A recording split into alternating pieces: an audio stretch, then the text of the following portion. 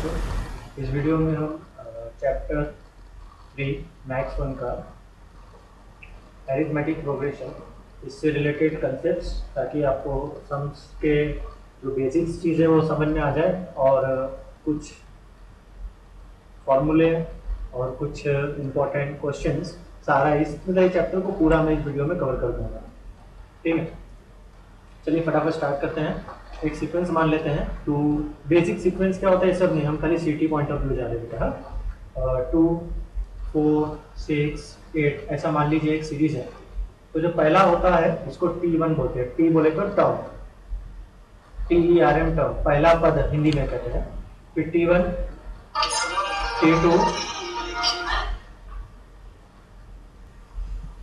T2 तो तीसरा term है उसको T3 बोलेंगे।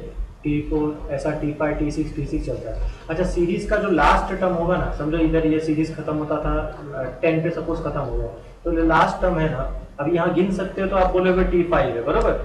अगर सपोज नहीं गिना जा सकता था, बीच के ये नंबर गायब है, ठीक है, 2 4 और पता नहीं बीच में कितने नंबर है सपोज, तो जो लास्ट का टर्म होता है ना उसको TN कहते हैं, छोटा टी और उसके नीचे subscript.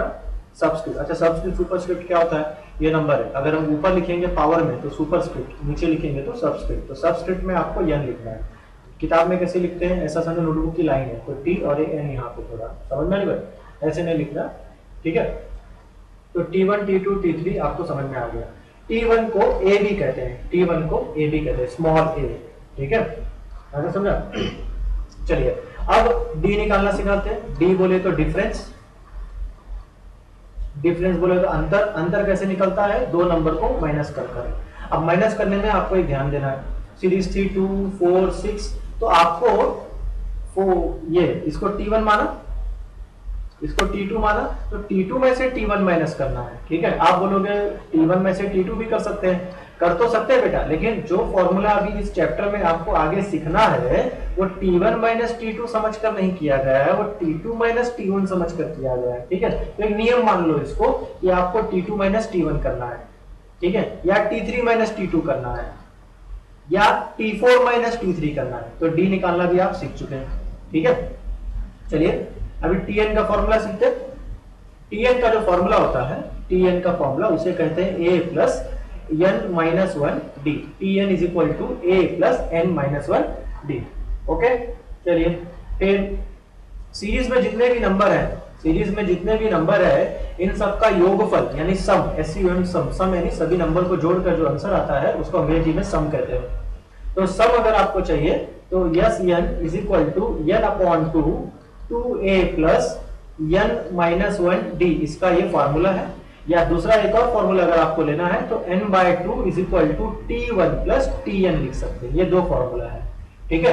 Sn is equal to n/2 2a plus n minus 1 d, या Sn is equal to n/2 T1 plus Tn। Okay, कुछ और डायरेक्ट फॉर्मूले आपको याद रखने हैं, जैसे S1 अगर बात की जाए तो S1 क्या होगा, पहला टर्म का सम, पहला टर्म बोले तो T1, T1 बोले तो S1 is equal to T1 plus a, S2 बोला तो T1 प्लस T2, S3 बोला तो T1 plus T2 plus T3। ये कोई डायरेक्ट फॉर्मूला है सिंपल से जो आपको याद रखना है। अभी कॉन्जिक्यूटिव टर्म्स सीख लेते हैं। कॉन्जिक्यूटिव टर्म्स, कॉन्जिक्यूटिव यानी लगातार। अगर आपसे एग्जाम में कहा गया 3 कॉन्जिक्यूटिव टर्म्स लगातार या 5 कॉन्जिक्यूटिव टर्म्स लगातार बोला गया, 3 और 5 कौन से नंबर है, ऑड, ODD ऑड, जिसे विषम संख्या हिंदी में कहते हैं।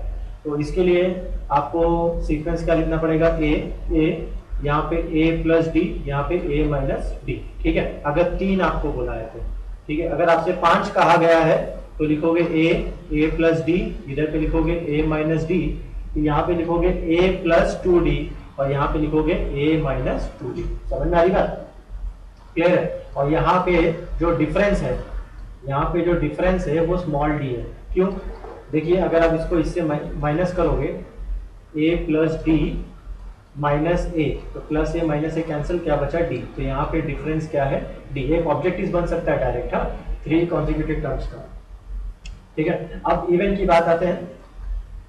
अगर इवन में जैसे आपको बोला गया 2 कॉन्जिक्यूटिव टर्म्स या 4 कॉन्जिक्यूटिव टर्म्स, 2 कॉन्जिक्यूटिव टर्म्स बोला गया, आपको 4 कॉन्जिक्यूटिव टर्म्स बोला गया, तो आप क्या लिखोगे, जैसे 2 कॉन्जिक्यूटिव टर्म्स के लिए a plus D, a minus D, और अगर 4 के लिए बोला गया हो तो a plus D, a minus D, a plus 3d,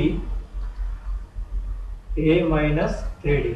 तो आपको एग्जाम में ऐसा 4 कॉन्जिक्यूटिव टर्म्स देकर वो पूछ सकते हैं कि इसमें डिफरेंस कितना बताइए।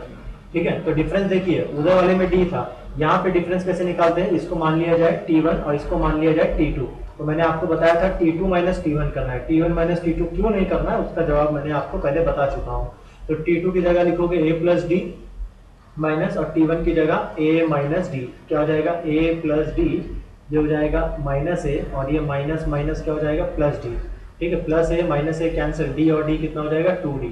तो यहाँ पे जो डिफरेंस है वो 2d है, और ऑड नंबर में जो डिफरेंस है वो सिंगल डी है। ठीक है, इस बात का ख्याल रखिए। ठीक, कुछ याद रखिए, सम सम बोला तो प्लस, डिफरेंस डिफरेंस बोला तो माइनस, डिविजिबल या मल्टीपल या टाइम्स, ये शब्द है मतलब पहाड़ा, यानी टेबल्स पढ़ना है आपको, मल्टीप्लाई करना है। प्रोडक्ट बोला मतलब आपको मल्टीप्लाई करना है। ठीक है, नेक्स्ट, कभी भी जब स्क्वायर रूट लेते हैं, स्क्वायर रूट यानी वर्गमूल, स्क्वायर रूट आप लेते हैं तो कितना आंसर आता है, 2 आंसर आता है। इस बात को याद रखिए, कितना आंसर आएगा, 2 आंसर। जैसे स्क्वायर रूट ऑफ 4 लिया तो इसका आंसर क्या आएगा, +2 या तो -2। 2 आंसर मतलब आंसर का मैग्नीट्यूड सेम रहेगा, साइन प्लस और माइनस हो जाएगा। अभी आपसे पूछा गया स्क्वायर रूट ऑफ 16 कितना है, तो बच्चे 8 लिख के आएंगे एग्जाम में, जबकि 2 ऑप्शन वहां दिया रहेगा, तो एक ऑप्शन प्लस एक ऑप्शन माइनस, तो इस बात का ध्यान दीजिएगा। ठीक है, तो प्लस है तो प्लस, माइनस है तो माइनस। और क्यूब रूट में ऐसा नहीं है, क्यूब रूट में अगर 343 का क्यूब रूट बोला है तो 7, और क्यूब रूट ऑफ -343 बोला है तो माइनस, माइनस है तो माइनस, प्लस है तो प्लस। लेकिन स्क्वायर रूट में थोड़ा ध्यान दीजिएगा, एग्जाम में इसका भी ऑब्जेक्टिव बन सकता है, वो साधारण सा क्वेश्चन है। नेक्स्ट, आपको अगर पूछा 1 + 2 + 3 + 4 अप टू n, ये सब नेचुरल नंबर है। नेचुरल नंबर का अगर आपको सम पूछा गया है तो उसका डायरेक्ट फॉर्मूला है n × n + 1/2। ठीक है, अगर आपको पूछा है 1 square + 2 square + 3 square + 4 square + dash dash dash, तो इसका आंसर आएगा n + 1 2n + 1/6। ठीक है, अगर आपसे पूछा गया है 1 cube + 2 cube + 3 cube + 4 cube + dash dash dash dash, तो इसका आंसर है, जो पहले का आंसर है ना वही रहेगा, n × n + 1/2, लेकिन पूरे का स्क्वायर हो जाएगा।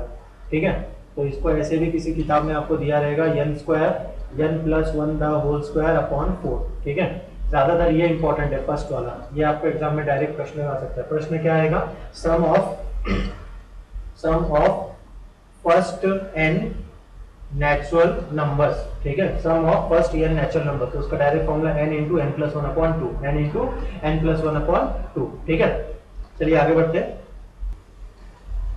फिर आपको पूछा गया अगर sum of first even natural numbers, sum of first n even natural numbers, तो जैसे ये 2 + 4 + 6 + 8, इसका आंसर क्या आएगा, तो इसका आंसर है n × n + 1, n × n + 1। ठीक है, और अगर आपको है sum of first n odd natural numbers, n odd natural number, जैसे 1 + 3 + 5 + 7 + 9 ऐसे कंटिन्यूड आया, तो इसका आंसर आएगा n × n, मतलब n² आएगा। ठीक है, इसका n × n + 1, इसका n × n n²। ओके, तो एक डायरेक्ट क्वेश्चन ऐसे आ सकते हैं और आपको इसको याद रखना है। ठीक है, दैट्स मोस्ट इंपॉर्टेंट है, मोस्ट इंपॉर्टेंट, इसके सोल्यूशन आपको बुक में मिल जाएंगे। ठीक है, समझ भी सकते हो, और result is most important. Next, if sum of, ये एक स्टैंडर्ड क्वेश्चन बन सकता है, 2 स्टैंडर्ड क्वेश्चन है। If sum of first p terms का सम, एक सीक्वेंस एक होगा, उसमें अगर पहले p टर्म का और दूसरे बाकी के जो q टर्म का, मतलब पहले से p तक गया और पहले से q टर्म्स तक गया, अगर दोनों का सम सेम आता है तो p + q कितना हो जाएगा, उतने टर्म्स तक अगर पूरा भी आप सम लोगे तो उसका आंसर क्या आ जाएगा, 0 आ जाएगा। ठीक है, नेक्स्ट,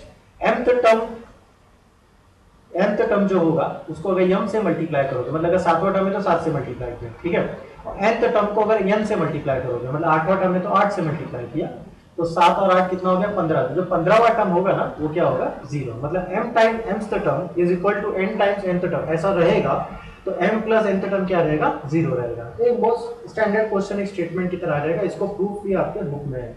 ठीक है, बस इतने एक्सपेक्टेड क्वेश्चन है। तो एक कंसेप्ट आप देख लीजिए, एक्सरसाइज के सारे सम्स एक बार आप देख लीजिएगा, सॉल्व एग्जांपल्स भी देख लीजिए, क्योंकि स्टेप्स तो आपको एग्जाम में करना नहीं है। तो सम्स को अगर आप लॉजिकली समझ लोगे, ऑप्शंस भी आपके सामने रहेगा, आपका रफ वर्क की भी जगह होगी, 1 मिनट और कुछ सेकंड आपको मिलने वाले एक सम के लिए, तो इनफ टाइम में आप कर ले जाओगे। ठीक है, तो इतना जो वीडियो है इसको 1-2 बार देखिए, ताकि पहले कंसेप्ट्स क्लियर हो जाए, फिर सम्स को देखिए, फिर एक बार मांगता है तो दोबारा वीडियो देख लीजिए। तो डाउट है तो कमेंट सेक्शन में लिख लीजिए, या आप ग्रुप में मेरे व्हाट्सएप नंबर पर कांटेक्ट कर सकते हो। वीडियो देखने के लिए आपका बहुत बहुत धन्यवाद। जय हिंद।